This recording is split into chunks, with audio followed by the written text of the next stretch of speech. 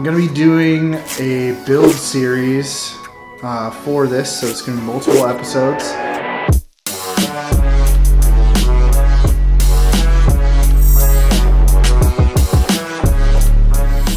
So install the motor. Once you have that all in place, then start installing the wiring harness.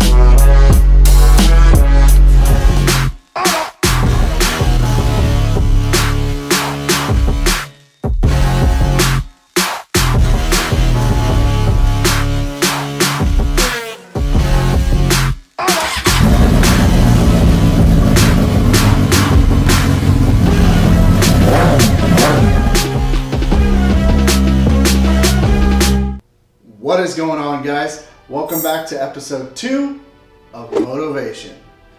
I hope you enjoyed the last episode. So today we're going to go ahead and pull the motor out of the 17 grom, and we're going to get the CBR 300R motor prepped and in the bike. All right, let's get this thing apart.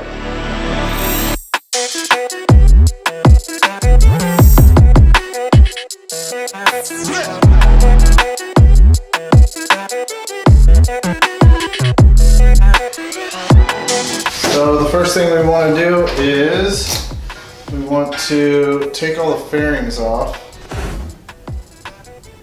And if you don't know how to take fairings off, I suggest not doing this swap because it is very extensive. And these are not all, but a lot of the tools that I'm going to need. All right, so first thing we're going to do is get the seat off.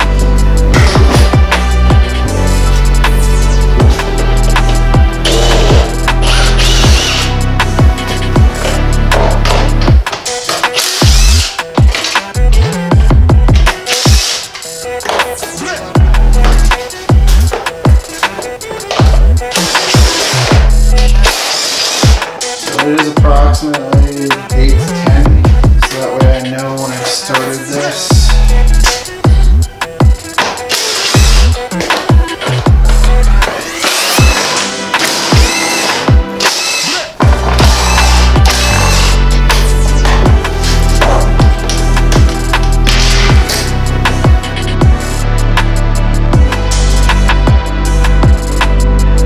Alright, so now fairings are off for the most part. Still gonna take this off here in just a minute.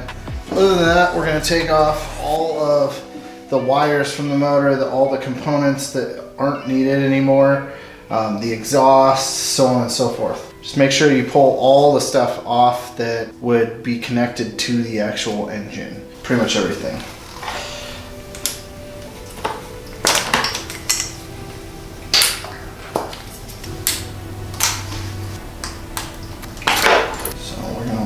This part on here, take this part out, put that right here for now. Take speedo sensor, factor, or neutral sensor, factory off, stator,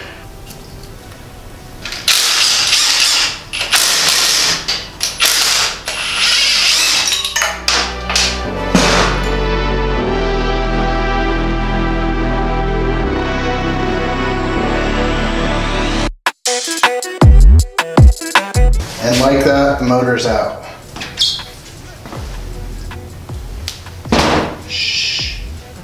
So once you get the harness all pulled off, just pull the motor mount bolts, drop the motor down, it pulls right out. It's not crazy heavy, it's pretty light. Once you get that out, you're gonna want to disassemble the bike further. You want to take the headlight off, tail off, and start removing the wire harness. Making a how-to video. Alright, so taking the harness out is pretty easy unless you really need to keep the harness. I wouldn't worry about the clips that are clipped into the frame. Just kind of finagle them, get them out. Sometimes they break when they come out, sometimes they come out perfectly fine. Like that. Harness all the way back is removed. So there is no harness back here at all. Fuel lines sitting right here, starter cable. It's all pretty easy, you just gotta take your time with it, pull things off that you don't need, Also, when you get everything off, wipe everything down. I hate having a dirty bike that I can see. Like if I can see stuff, I clean it. I would highly advise taking this time to clean it. Now that I got most of the harness out, I'm gonna take the headlight off. Once I get the harness all the way out, I'm going to look at the motor and see how the mounts go on. Get the mount mounted onto the motor loosely. Then I'll bring the motor over here and put it in the bike. Woo!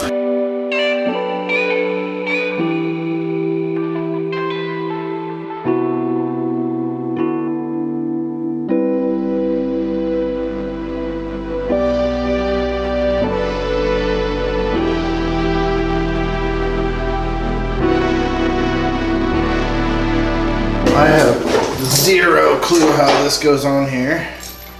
I mean, I have an idea. And I know which bolts go through the motor.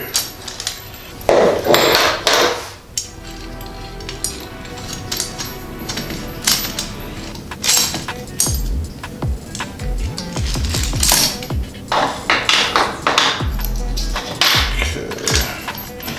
So I'm gonna put the bottom one in first.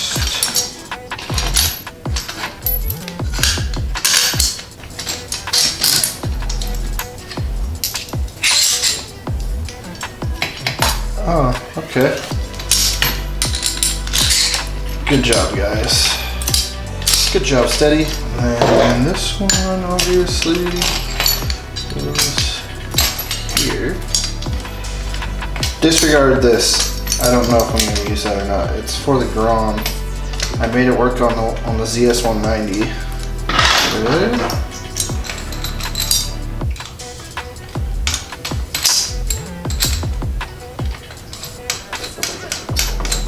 This needs washer or spacers.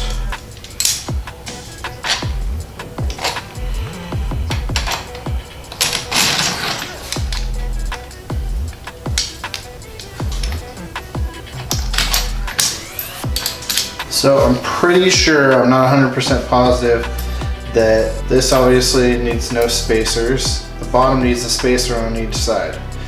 Now these shall be interesting once I get it up there. I'm gonna install a bunch of miscellaneous things on this right now. Put this bad boy on.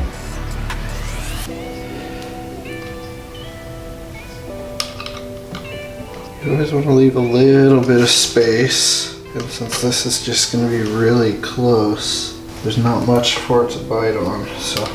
All right, so I got the driven block off plate. It's just an emissions thing you don't need.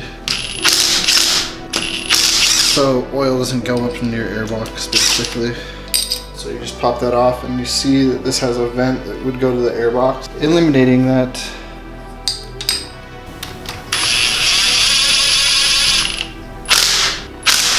This is factory. This is aftermarket. I run an idle, so I'm taking this out.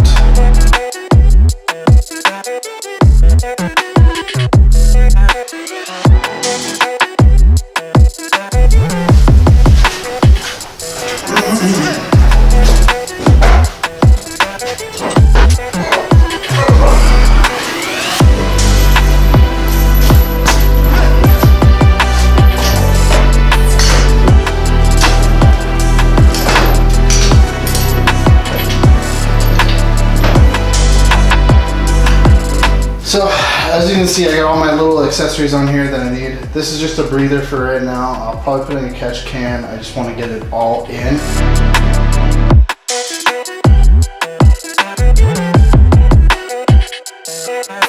How I suggest installing this mount kit is put the bolts in the motor first. So this is a motor bolt, this is a motor bolt. Then once you have these in, don't tighten them. Get the motor up close to the bike, pull this mount bolt out, have all of these out, even this one. Then before you actually put the motor up, put the spacer. There's a spacer here, a spacer here, and a spacer here. Put those spacers in, and hopefully they'll be tight, so that way they'll fit snugly in there. And then once those three are in there, jack the motor up, put the lower mount bolt in first for the bearing and everything. Then, so you're gonna want this is the first bolt to go in to stay in. That's the lower motor mount bolt. So that goes in because there's this tab here. So put that in. Next one's gonna be your bearing. The next one is gonna be your upper motor mount. Then you can put these two in and everything will be fine. But remember, you need to have the spacers in here, in these three, before you ever put the motor up and put the bolts in. So this is 1, 2, 3, then 4 or 5 on these. It's helpful to have a jack of some sort. Then I put all the accessories on first. I put all the tubes on and everything like that. Put on just this breather for the time being before I put on breather tank. Make sure to have the throttle body inlet tube. You're also gonna want this rear set loose so you can get access to these sides. And you're gonna want it set up exactly like this with the nuts on this side except for this one. One thing I did do that Steady did not include, I noticed that these wouldn't spin. They weren't spinning at all when I tightened this up. So I pulled them back off, and you can see there's a tiny bit of space. I put a crush washer for a banjo bolt in there. It's perfect. They spin fine now. On the clutch cable, I have it adjusted pretty much. There's like one thread on this side, and it's adjusted all the way. So there's just, you know, a slight bit of play. Up here, since I have a stunt bike, I have an RSC. So I have a little bit of space here so I can go in and give it a little bit of slop. So I can move this in like this, which I'll actually do this first. So see, it's like super sloppy, but I can adjust it as I need. Oh, the fuel line routes perfectly under here. I just haven't put it on yet. When routing your ground and your starter wire, there's this little hoop here. I pulled it forward, twisted it over, and then tucked this. This is your actual power wire, so I didn't want it rubbing and moving around. And then you can kind of tuck them back here as well. So remember, this needs to be loose, the other side needs to be off. Don't forget that. One thing I didn't like is this. That bugs me, but it is reinforced. There's actually steel or aluminum inside of this, so it's not gonna crush or anything, so that's fine. You're not going to use your return cable, you're just going to use your pull cable. And then I have an actual idle adjustment, that's what that extra cable is. So when this is all the way up, this sits super close, spacing the rear sets out just enough to where that doesn't hit. Maybe 2 washers on the top and the bottom, or an actual thick spacer, and you should be set. Can't wait, it's cool to see it in the bike.